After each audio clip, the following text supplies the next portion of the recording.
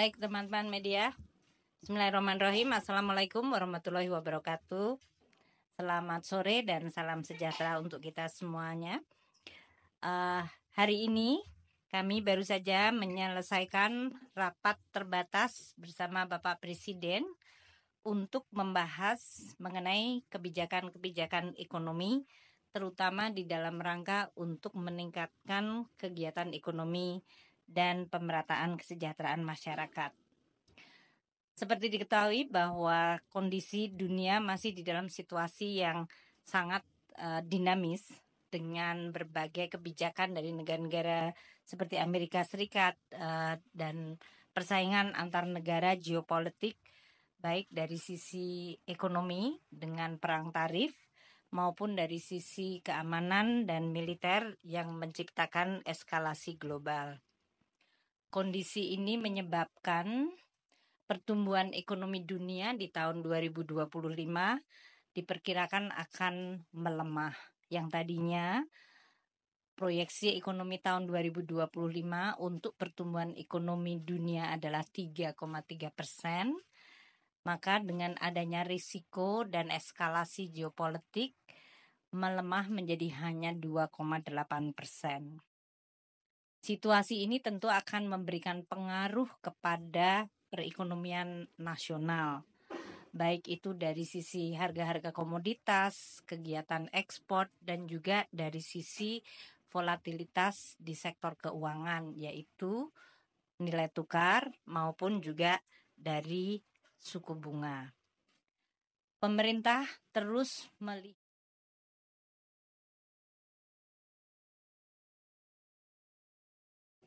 global tersebut. Berbagai langkah yang dilakukan, terutama yang akan menggunakan APBN, tentu juga dilandaskan kepada undang-undang mengenai APBN tahun 2025, yaitu Undang-Undang Nomor 62 tahun 2024, di mana pemerintah dapat melakukan langkah-langkah kebijakan, baik itu dari sisi belanja negara, pendapatan negara, atau dari sisi pembiayaan untuk menghadapi ancaman yang membahayakan perekonomian maupun untuk menjaga stabilitas. Pada saat ini, Bapak Presiden terus meminta kepada seluruh jajaran menteri untuk melaksanakan dan mengimplementasikan berbagai program-program yang sudah selama ini dilaksanakan. Akselerasi sangat penting, terutama program-program seperti pemberian makanan bergizi gratis, program di sektor perumahan, peningkatan target FLPP, program Koperasi Desa Merah Putih, dan program Sekolah Rakyat yang para Pak Menteri ada di sini. Juga program ketahanan pangan, Bapak Menteri Pertanian dalam hal ini dari sisi jumlah dan tingkat panen, harga dari komoditas pangan, dan yang paling penting nilai tukar petani agar terus dijaga.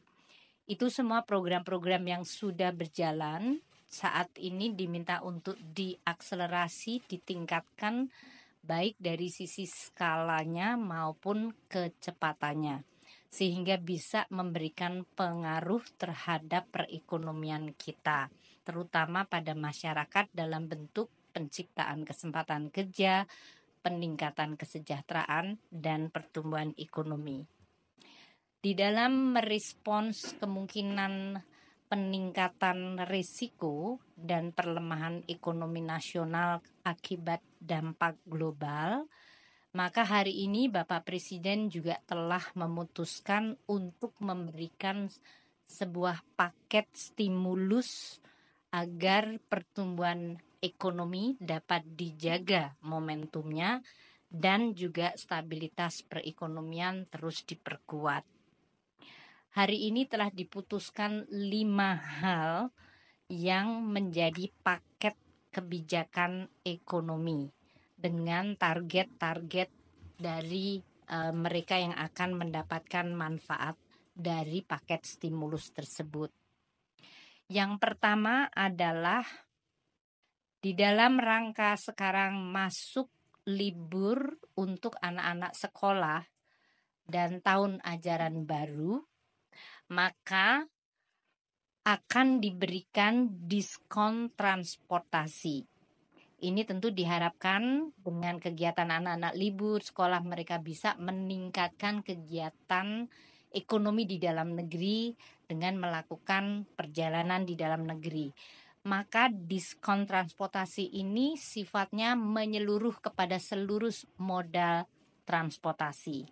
Satu, untuk diskon tiket kereta api itu 30% dengan anggaran 0,3 triliun diperkirakan akan dinikmati oleh 2,8 juta penumpang kereta api dalam periode Juni dan Juli, yaitu pada saat masa tahun ajaran sedang libur dan diharapkan bisa meningkatkan aktivitas ekonomi dalam negeri. Yang kedua adalah tiket pesawat. Ini yang sudah kita lakukan pada saat Lebaran yang lalu, maka kita melakukan sekali lagi untuk tiket pesawat kelas ekonomi PPN ditanggung pemerintah 6%. Dengan demikian harga tiket pesawat kelas ekonomi diharapkan bisa sedikit menurun. Ini anggarannya sebesar 0,43 triliun rupiah. Yang ketiga adalah moda angkutan laut. Akan diberikan diskon tiket angkutan laut sebesar 50%. Dalam hal ini akan menggunakan anggaran 0,21 triliun untuk jangka waktu Juni dan Juli.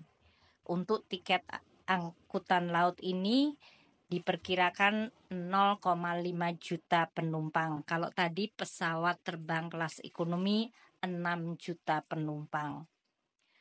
Dan ini semuanya dilakukan di bulan Juni dan Juli dengan keseluruhan total anggaran untuk tiket kereta api, tiket pesawat kelas ekonomi, dan tiket angkutan laut adalah 0,94 triliun rupiah. Kemudian yang kedua, pemerintah juga akan melakukan pemberian diskon tarif tol sebesar 20% dari tarif tol. Dalam hal ini untuk bulan Juni dan Juli diperkirakan jumlah pengguna jalan tol mencapai 110 juta pengendara.